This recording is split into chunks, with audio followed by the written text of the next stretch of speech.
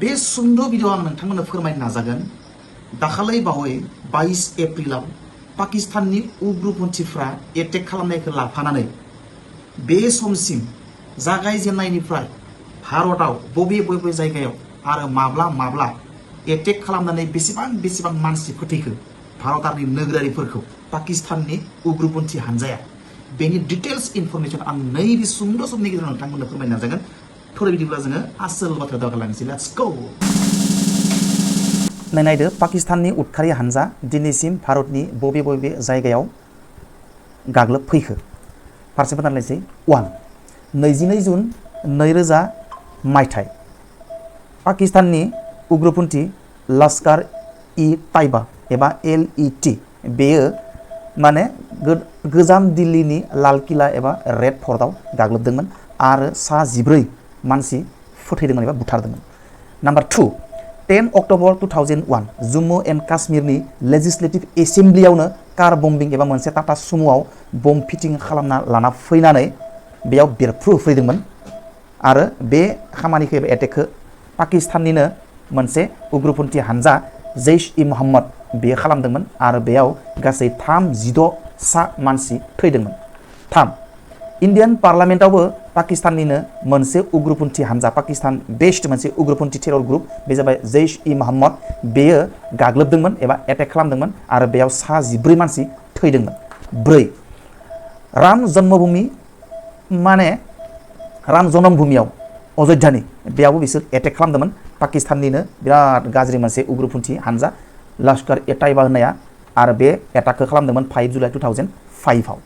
Number 5 दिल्लीयाव बमा बेरफ्रुहोदोंमोन 29 October 2005 आव मोनथाम सिरियाल बम ब्लास्ट खालामदोंमोन माने लश्कर-ए-ताइबायानो खालामदोंमन आरो इन्डियान मुजाहिद्दिन होननाय मोननै उग्रपन्थी हानजाया जेराव माने सा 70 मानसिफ्रा जिउ बावनांगौ जादोंमोन।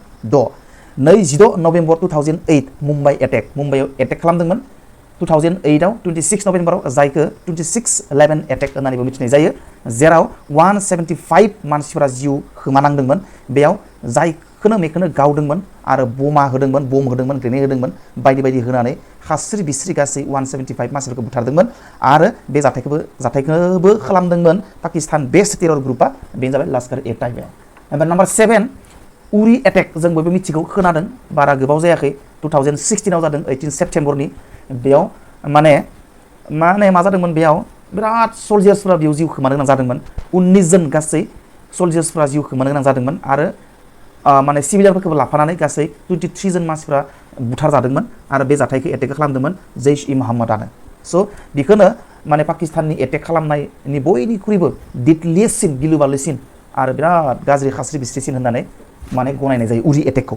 उनाव नम्बर 9 पुलवामा एटेक जों बयबो मिथिगौ बारा गोबाव जायाखै 2019 नि 14 फेब्रुवारियाव जादोंमोन जेराव माने 46 जन मानसिफ्रा जिउ खोमानो गोनां जादोंमोन आरो बे एटेकखौबो खालामदोंमोन माने जैश-इ-मोहम्मद आरो लश्कर-ए-ताइबा बे मोननै उदखारि हानजायानो।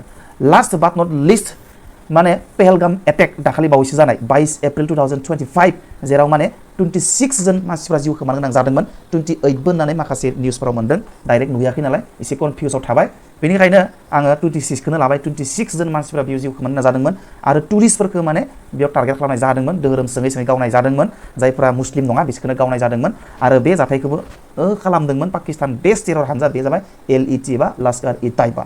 स' बेनि बादैबो गोबां पाकिस्तानी एटेक्सफोर दंलाबायो इन्डियायाव आङो जास्ट मेजर एटाकफोरखौल' बेयाव बुंनाय जाबाय गासै मोन 9टा एटेकनि सोमोन्दै आं बेयाव बुंबाय बेनि बादैबो गोबां आरो माखासे फिसा फिनला एटेकफोर दंलाबायो पाकिस्तानी उग्रपन्थीफ्रा भारताव खालामनाय बेखौ आं बेयाव इनक्लुड खालामासै आं जास्ट मेजर गिलु-बालुसिन गिथावनासिन आरो माखासे सुबुं थैनाय माखासे एटेकफोरखौ आं बेयाव लानाय जाबाय। स' नोंथांमोना मिथिबाय जानांगौ बेनि गेजेराव माबाफोर गोरोन्थि जादोंबा निमाहा बिनानै दिनैनि भिडिअखौ बेयावनो दोननाय जाबाय। बाय बाय, सि इउ नेक्स्ट।